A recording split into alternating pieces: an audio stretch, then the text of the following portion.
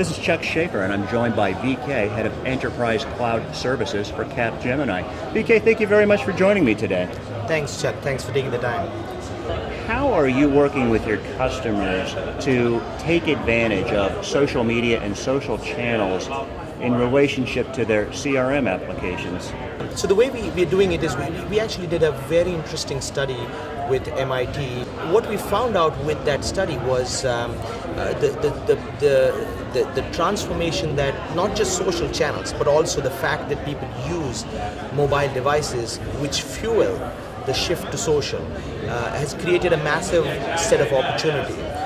As those opportunities come to rise, customers are now shifting, taking more ownership of the conversation, taking more ownership of the brand. How does a company become more transparent, more connected, more honest with their customers? How do we help enable that piece? When you do that, enterprises, we see, in our opinion, build stronger, more robust connections, even if they have had miscues, even if they have had brand miscues. The more you try to hide, the more you try to be arrogant, it won't work in this transparent way. So how do you enable those companies to be more transparent, more honest? And that's the role we see that the CRM systems and processes need to play as enterprises react to this shift in the market. Many business leaders clearly see the CRM evolution. It's taking off like a rocket ship, and particularly with social media. But they're unclear as to the payback, the return on investment of social media.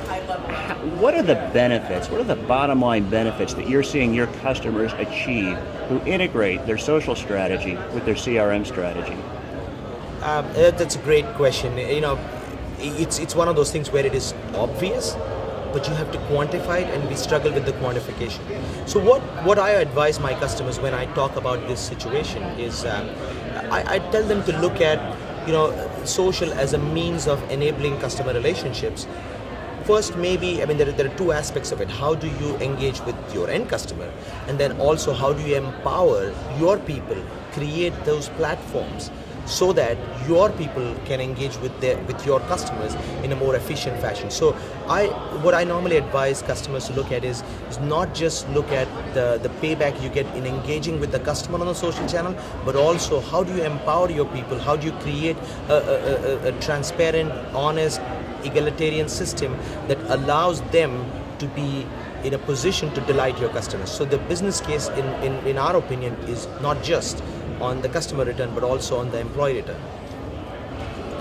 It seems as though customers' objectives for mobility have evolved from first just wanting to provide anytime, anywhere access to company information and customer information to now being a very synergistic part with a social strategy. What are your customers saying when they come to you with mobile objectives, and how are you helping them achieve mobile strategies? That's another great question. We covered the social topic. Mobile, from a change and a shift perspective, is also another big shift that we see. What I advise my customers when they ask, or what I hear from my customers when they ask about the next step of mobile evolution, is we see customers asking more specific questions. Earlier it used to be just give me the access, give me information.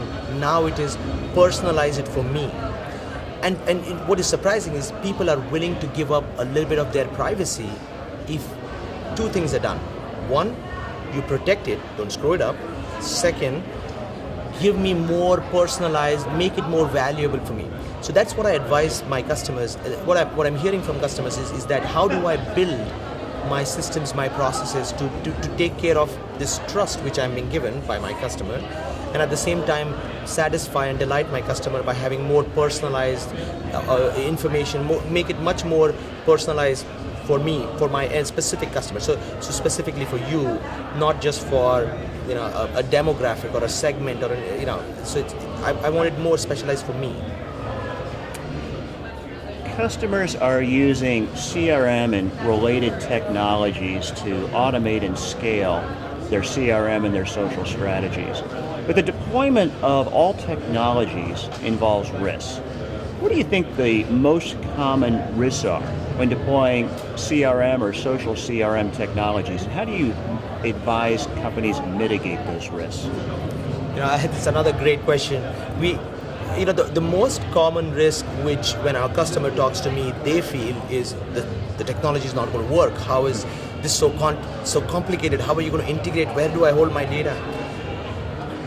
Frankly, while that is an important risk, the larger risk is how are you going to drive your sales transformation?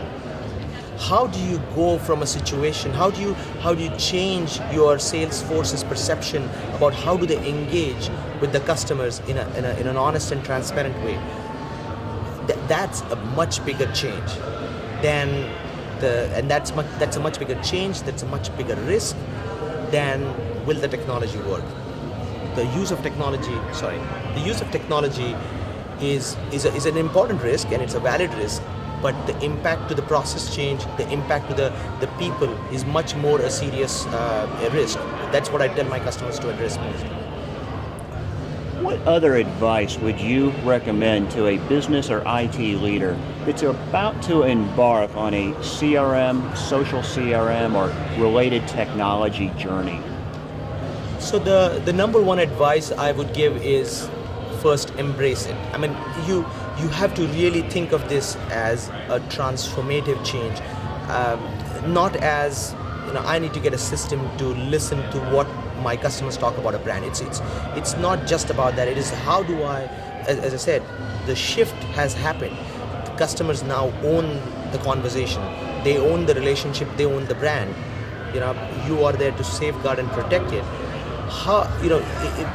Think from those objectives and help lay the roadmap of what you want to achieve, and then use those as guiding principles to tell your teams, and then you can go by depending on your degree of risk, your appetite for risk, your complexity, you can go in a structured fashion, small rollouts, whichever way, but get your principles and the main guiding objectives in place and embraced by not just your sales team but your entire executive team.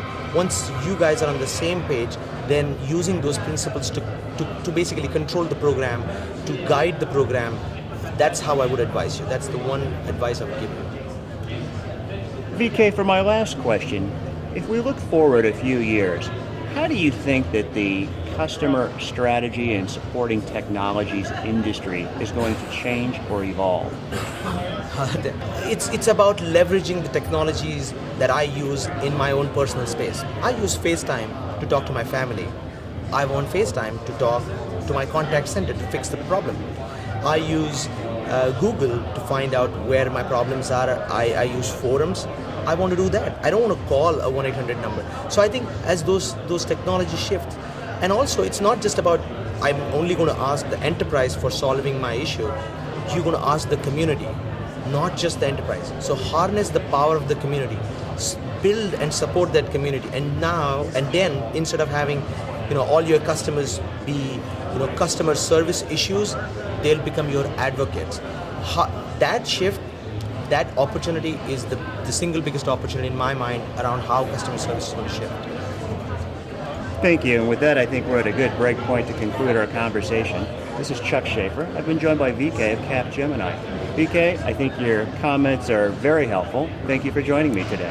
Thank you, Chuck, and thanks for the opportunity. We appreciate it.